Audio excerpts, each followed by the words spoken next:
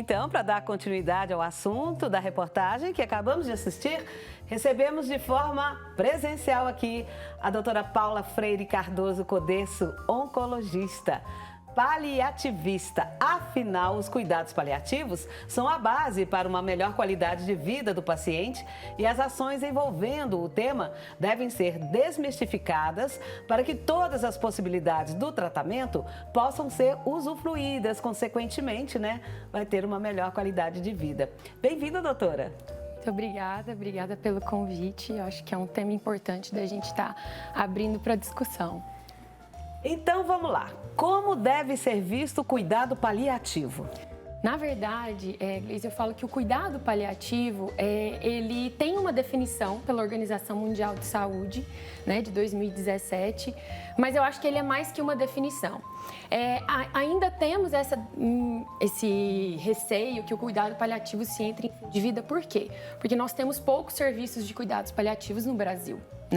Então, muitas vezes o paciente vai ter acesso só no seu fim de vida, o que torna aquilo muito, às vezes, não tão bom para a família. Pelo menos entrou, mas para todo mundo fica uma coisa, não tem mais o que fazer, vai para o cuidado paliativo, E não é uma coisa nova, é uma coisa que começou um movimento na década de 60 com uma pessoa chamada Cicely Saunders, que eu acho que um dia, depois a gente pode até mais falar sobre isso. Hoje, o que eu considero e o que a gente estuda? O cuidado paliativo é uma abordagem ao sofrimento. Eu acho mais fácil explicar assim. Sim. Por quê? Porque hoje a gente sabe, nós estudamos muito as doenças, E a ciência conseguiu avançar tanto nas tecnologias de tratamento, principalmente na área oncológica, na área geriátrica, mas na área que eu mais vivo, que é da oncologia. Por quê? Porque a ciência vai estudando o tamanho dessa doença. Então, por exemplo, hoje a gente já sabe que um câncer de mama, ele tem diferentes tratamentos, porque tem mutações que possam ser alvo de um remédio. A gente sabe que o câncer de pulmão é a mesma coisa, o câncer de rim. Mas quando a gente vai simplificando para tentar enxergar a doença, a gente responde essas grandes perguntas da ciência, mas a gente acaba deixando de ver o paciente como um todo. Então, a doença está no paciente. O cuidado paliativo, ele vem para tratar o sofrimento do paciente que tem uma doença. E o sofrimento pode ser físico, muitas vezes, a maioria, dor, náusea, fadiga, vômitos. Ele pode ser espiritual, queixa existencial. Ele pode ser da família, do cuidador. Ele pode ser um sofrimento psicológico, depressão, ansiedade, medo. Quem que não tem medo quando recebe um diagnóstico desse? Sim, com certeza. Então, muitas vezes, o cuidado paliativo é uma técnica, a gente estuda sobre comunicação, sobre manejo de sintomas físicos. E a gente trabalha numa equipe multidisciplinar, em conjunto, porque muitas vezes a gente precisa tratar do paciente com suas questões físicas, sociais, existenciais, igual a Jaqueline falou, da sua família. Porque a família está inserida e muitas vezes o paciente está bem resolvido, mas a gente vê que às vezes a família está sofrendo muito, porque tem medo da perda dele. Então a ideia do cuidado paliativo é esse tratamento, é uma abordagem ao sofrimento. E ele não termina no momento que o paciente falece. A gente ainda tenta cuidar um pouco dessa família, porque a gente sabe que o luto é um período difícil. E quando a gente consegue dar espaço para entender durante o processo de doença quem é esse paciente, qual é a biografia dele, o que é sentido de vida para ele, o que ele quer da vida dele. Então, a parte da doença é bem cuidada, esse sofrimento é bem alinhado, a família está mais tranquila nesse processo e o paciente falece no momento que ele teria mesmo que falecer. E esse luto é menos complicado. Então, é uma coisa mais abrangente, mas a gente tem ciência e técnicas para que isso aconteça. Você estava falando aí de uma forma que ainda é complicado para as pessoas entenderem, mas quando fala paliativo, na minha cabeça, vem assim, vai paliando aí, vai dando um jeito aí. Então, assim, parece isso, mas não é. Não. Pelo que você está falando, pelo que a gente viu na reportagem, é uma coisa bem mais complexa e muito importante. Antes de fazer essa pergunta, eu tenho que fazer uma outra. Quando um paciente está acamado e está com esse diagnóstico e ele sabe do processo que está acontecendo com ele, ele passa para o cuidador, para a família, olha, eu vou tentar morrer em paz para te deixar em paz. Esse sentimento passa para a família e o paciente está vendo que a família está muito cansada e ele prefere desistir da vida para deixar a pessoa em paz? Isso acontece? Eu acho que o que acontece é uma junção de tudo isso. Uma boa pergunta que você fez. Porque o que a gente vê?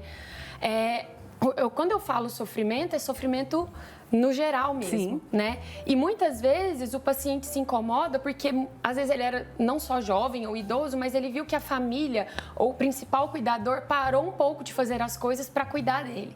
Então existe esse incômodo que às vezes não é verbalizado entre os dois. E aí o que a gente sente na prática? Que o paciente sofre porque acha que está incomodando. Isso. E o cuidador sofre porque acha que poderia fazer mais.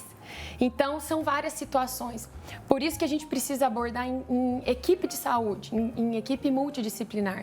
E isso existe sim, porque o que acontece? Quando o paciente tem um diagnóstico, e não só oncológico, um diagnóstico de uma demência, um diagnóstico de uma insuficiência renal que precisa de diálise, a gente fala que ele vive um luto.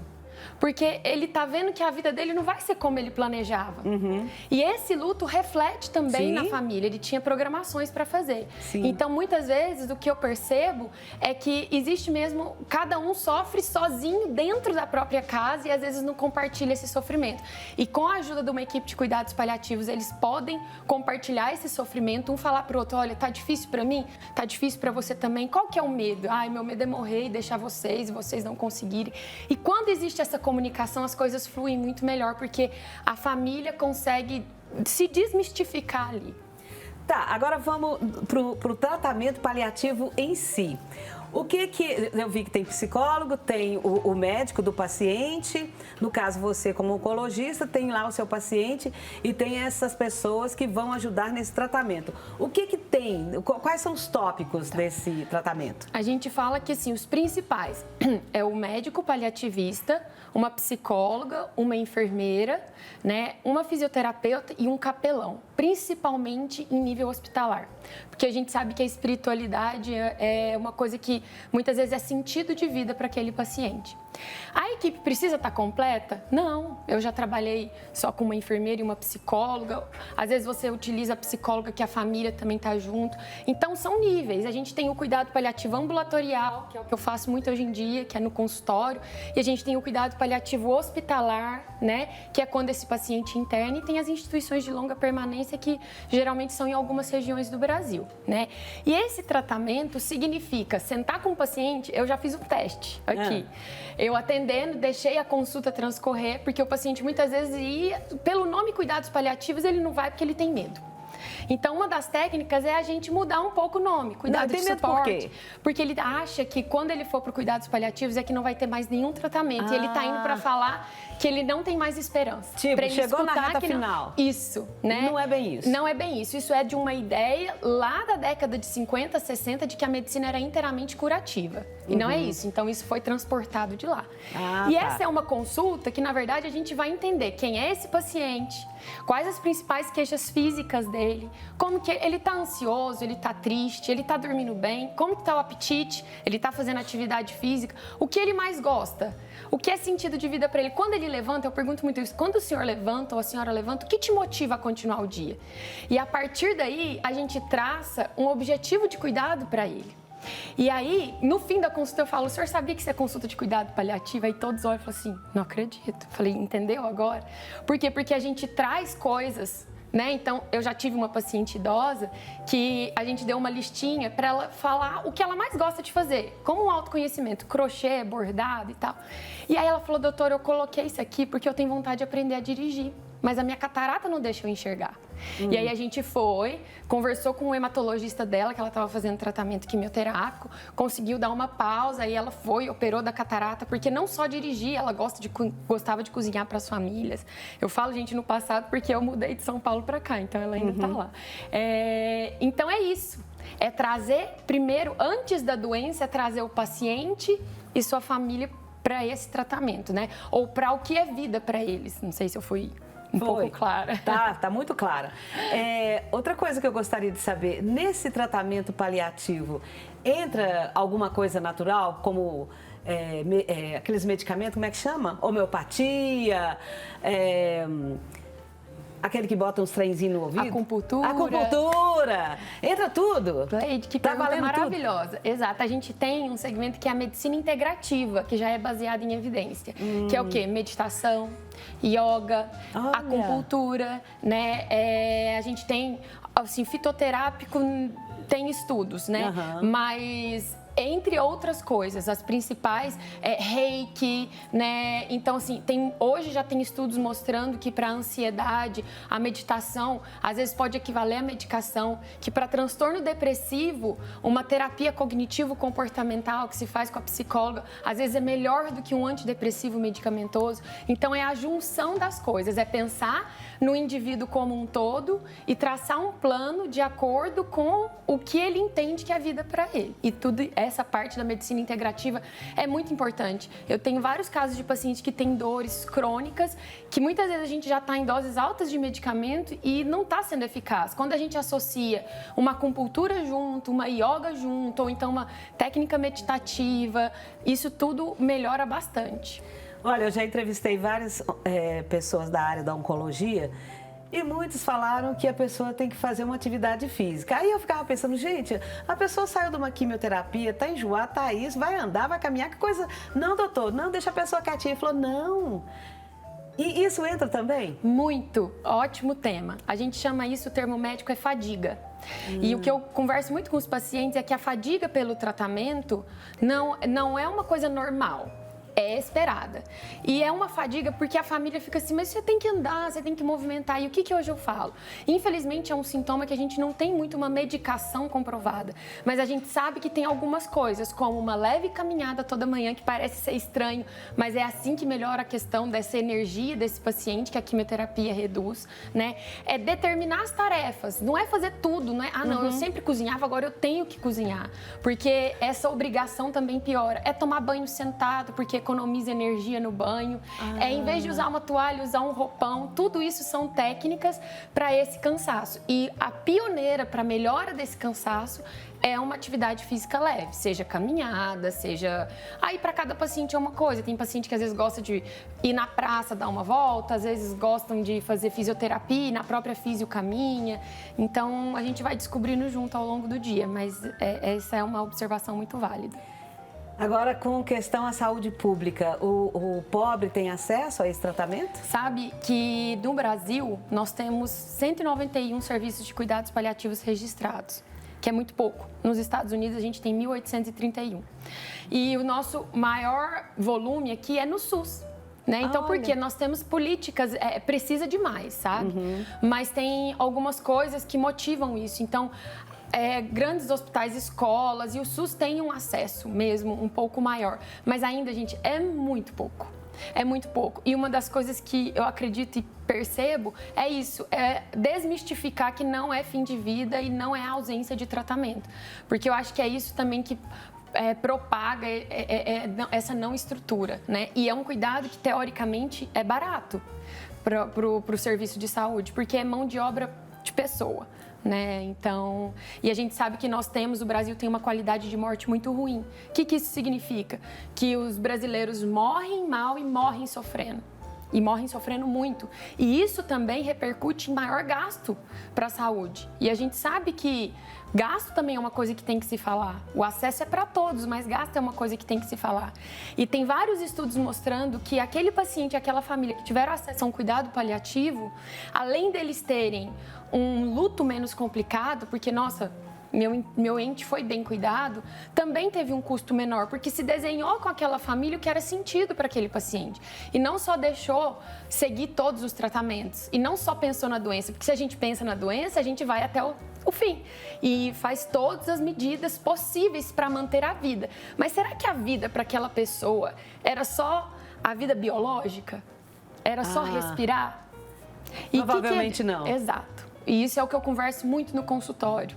Tem vários pacientes que saem coisas lindas. Não, doutora, se for para isso, a minha vida só vale quando eu tiver a presença da minha família ou quando eu estiver fazendo isso. Se eu tiver que ficar sem conectar com as pessoas, sem conversar, não é sentido para mim. Então, a gente já traça uma coisa antes. Tratamento paliativo já entrou arte ou vai entrar? Não tem, na verdade, tem alguns lugares que fazem terapia ocupacional e arte terapia também, musicoterapia, eu esqueci de falar. Sim. E uma última coisa que eu acho interessante também falar é que não é só na oncologia, é na geriatria, é dentro da parte de nefrologia, pneumologia, e também tem um segmento nas mulheres gestantes que tem uma gestação que o feto vai nascer com uma má formação e aquele feto vai morrer. Aquele bebê vai morrer. Então, essa mãe já é trabalhada com a equipe de cuidado paliativo desde o diagnóstico dessa gestação, para que ela também viva esse luto, né? Porque não é fácil, é um nível de sofrimento altíssimo. E esses cuidados paliativos, eles ajudam muito a família. Você falou da família em si. E quando eles aceitam isso, parece que fica mais harmonioso? Fica. E muitas vezes é isso. O que eu faço muito é assim, vai às vezes só o filho na consulta, entende o que é, porque quer preservar o paciente. E depois, o que a gente mais entende, fica um vínculo nosso e a família vem muito depois falar assim, nossa, obrigado, porque a gente conseguiu viver momentos de despedida e momentos que a gente nunca teria vivido se o meu pai ou minha mãe ou quem for não tivesse doente, porque eles conseguiram ressignificar o sofrimento da doença, que é uma coisa difícil e é uma coisa que muitas vezes a doença proporciona isso. Você já trabalhou com algum paciente que era ateu? Sim. É mais difícil? Depende. Porque a espiritualidade, hoje a gente tem um tratado de espiritualidade dentro, né, da parte da Sociedade Brasileira de Oncologia, porque a espiritualidade não é religiosidade. A espiritualidade é como a pessoa se conecta com alguma coisa. Então, eu já peguei paciente ateu, mas que a espiritualidade dele era pintar quadro, era onde ele tinha sentido de vida. Então, ele entendeu que o momento que ele não conseguisse mais fazer isso, ele poderia partir, porque ele já tinha deixado o legado dele. Então, acho que é um pouco mais do que isso. Hoje a gente tem estudos que mostram que pacientes que têm uma religião, eles enfrentam melhor. A gente tem o termo em inglês que chama coping. Eles têm um enfrentamento melhor da doença, porque eles se apegam. E a maioria, né, tem uma religião definida que encontra força para isso. Mas tem pessoas que não. Tem pessoas que não acharam na religião um conforto, mas acharam em outro lugar. E às vezes são pacientes que nem têm a espiritualidade trabalhada e a gente vai trabalhar junto. O que é essa espiritualidade para ele? Moça, volta aqui mais vezes? Eu falo muito, né, Cleide? Não, que nada. Eu também falo muito, pronto, ficou legal. Espero que tenha desmistificado um pouco. Pois é, mas eu quero que você volte para a gente falar mais sobre isso, pela importância desse cuidado paliativo, que eu achei muito legal. Eu não sabia, achei massa. Muito obrigada. Propaganda agora. E quando alguém Sim. da família falar, olha, eu tô no cuidado paliativo, você já sabe. Não precisa falar que é fim de vida. É, isso mesmo. É falar sobre vida. Bênçãos do Pai Eterno para você. Amém, obrigada. Muito obrigada.